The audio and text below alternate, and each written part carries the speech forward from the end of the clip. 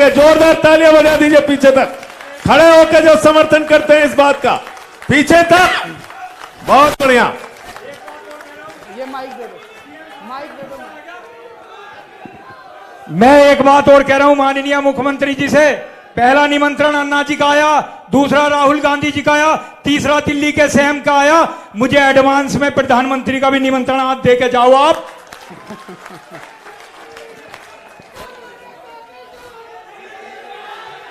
देश का नेता कैसा हो, देश का नेता कैसा हो, किसानों का नेता कैसा हो। भाई साहब, मैं दिल्ली का मुख्यमंत्री हूं, मेरे पास बहुत लोग आते हैं, उत्तर प्रदेश के लोग भी आते हैं, किसानों के नेता भी आते हैं, पंजाब के लोग भी आते हैं। सबने मेरे को आके कहा जी, उस दिन उन्होंने जानबूझ के रास्ता दे रहे थे, बोले हमको तो दिल्ली का रास्ता नहीं आता था, वो खड़े थे और कह रहे थे इधर से जाओ, इधर से जाओ, इधर से जाओ, जानबूझ के उधर भेज रहे थे। और जिन्होंने झंडे फहराए वो इनके अपने कार्यकर्ता थे। हमारा किसान कुछ भी हो सकता है, हमारा किसान अपनी जान दे सकता है, हमारा किसान देशद्रोही नहीं हो सकता।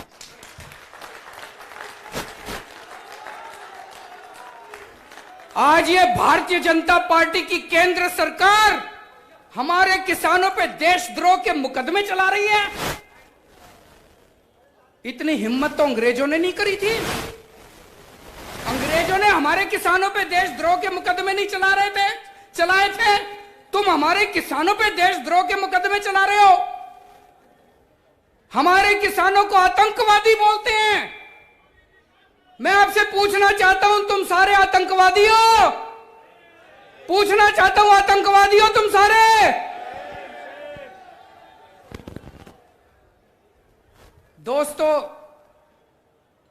ऐसे हजारों हजारों लाखों किसान हैं। एक किसान के दो बेटे हैं। एक बेटा भाई साहब आपको देश के बॉर्डर पे मिलेगा और दूसरा बेटा आज आपको दिल्ली के बॉर्डर पे मिलेगा।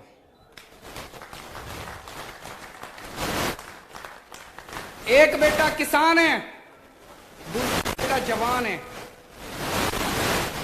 आज जब हमारे देश के बॉर्डर के ऊपर खड़ा हुआ सैनिक देखता है कि ये भारतीय जनता पार्टी वाले और उनकी केंद्र सरकार दिल्ली के बॉर्डर पे बैठे हुए मेरे भाई को और मेरे बाप को आतंकवादी बोल रही है, तो दोस्तों सोच सकते हो उसके सीने पे कितना उसको दुख होता होगा।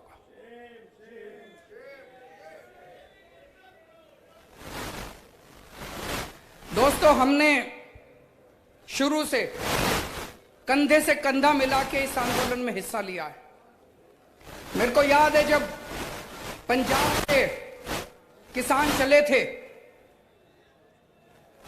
हरियाणा क्रॉस कर रहे थे, जगह जगह उनके ऊपर वाटर कैनन छोड़े गए, बैरिकेड लगाए गए, लाठियां बरसाई गई।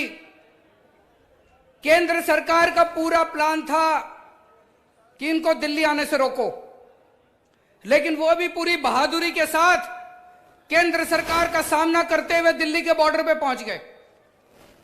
फिर केंद्र सरकार ने प्लानिंग बनाई कि चलो इनको दिल्ली में आ जाने दो। ये दिल्ली में आ गए, उसके बाद इनको सबको पकड़ के जेल में डाल देंगे। केंद्र सरकार ने मेरे पास एक फाइल भेजी। फाइल में लिखा था दिल्ली के 9 बड़े बड़े स्टेडियम को जेल। भाई साहब, अपनी किस्मत अच्छी है, वो जेल बनाने की पावर मेरे पास है, इनके पास नहीं है।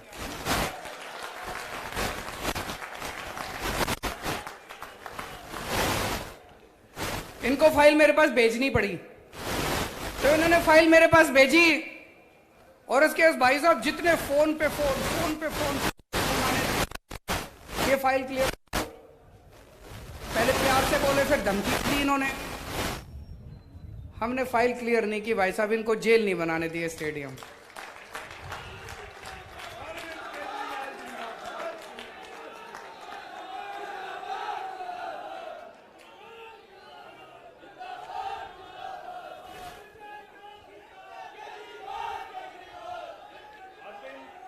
उस टाइम अगर हम ये जेल बन जाने देते स्टेडियम, ये सबको उठा के जेल में डाल देते और जेल में पड़े रहते सारे जने।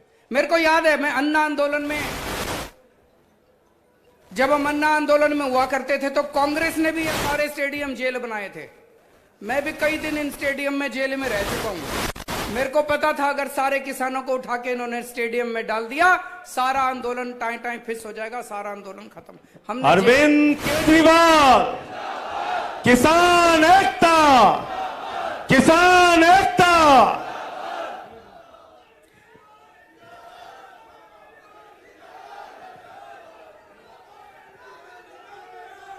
किसान एकता, जय जवान, जय जवान। अरविंद केजरीवाल, अरविंद केजरीवाल।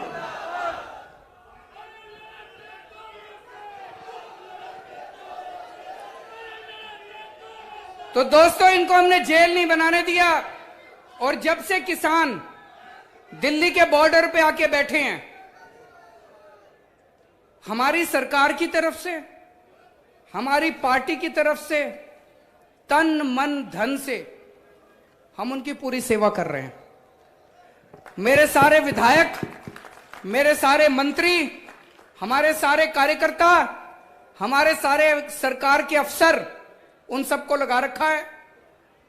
खाना बनाने में, लंगर लगाने में, मैं ये नहीं कह रहा हम ही कर रहे हैं, वहां पे बहुत लोग हैं, कई और संस्थाएं भी कर रही हैं, सारे मिलके कर रहे हैं। लेकिन पानी की व्यवस्था करने में, टॉयलेट की व्यवस्था करने में, वहां पे फ्री वाईफाई की व्यवस्था करी, वो सारी व्यवस्थाएं करने में पूरी मदद कर रहे हैं। जय जवान, जय जवान। अरविंद केजरीवाल। और दोस्तों, फिर 28 जनवरी थी ना जी, जब 28 जनवरी की रात को जो कुछ हमने टीवी पे देखा वो यकीन नहीं हुआ। हमारे देश के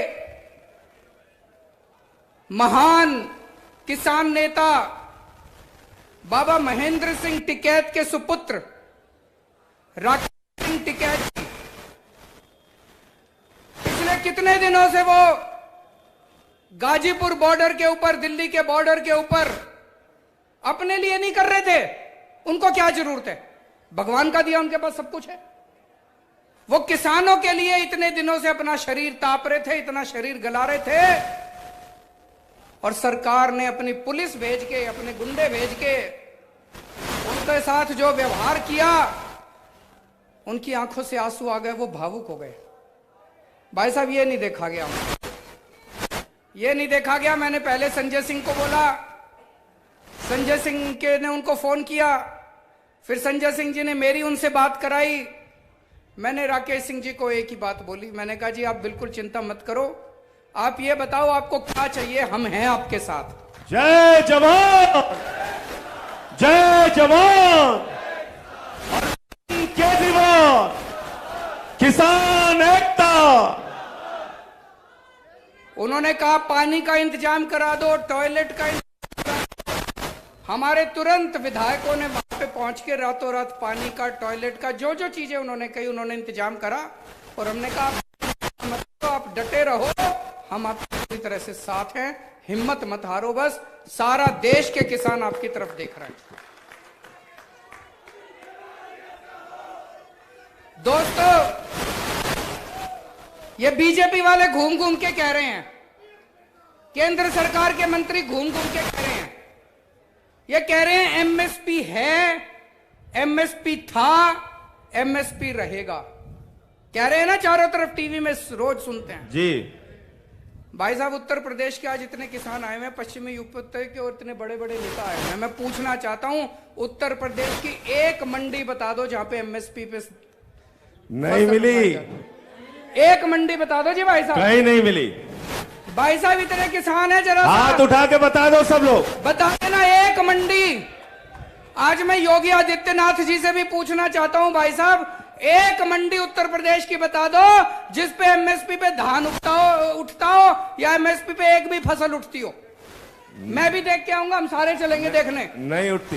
वो मंडी देखने चलेंगे जहां पे एमएसपी पे फसल उठती हो। कि झूठ क्यों बोलते हो तुम?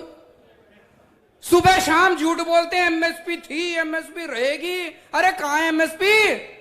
दिखा दो कहां एमएसपी पे धान उगती है, मिलती उठती है।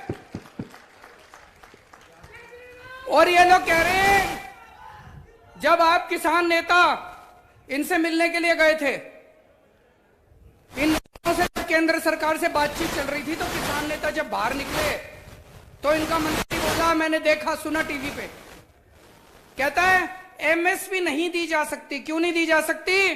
कहता है इसमें 17 लाख करोड़ रुपए का खर्चा आएगा।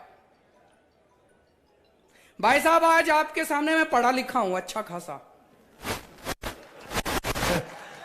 अरविंद केजरीवाल, किसान एकता, काला कानून वापस लो। और मैं आज आपके सामने फॉर्मूला रख रहा हूं, अगर केंद्र सरकार सुनती हो तो सुन ले। इस देश में नया पैसा खर्च किए बिना 23 की 23 फसलें एमएसपी पे लागू की जा सकती हैं।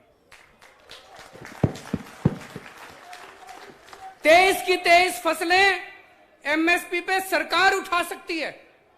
सरकार 23 की 23 फसलें एमएसपी पे उठा सकती है। सरकार का एक नया पैसा खर्च नहीं होगा। ये लोग कह रहे हैं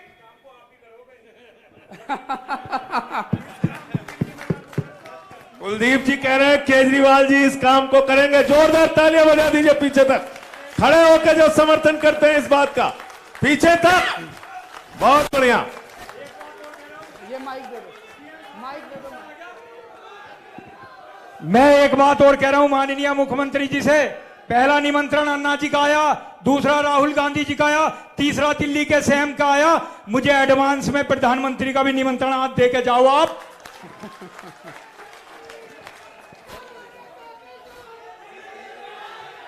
देश का नेता कैसा हो,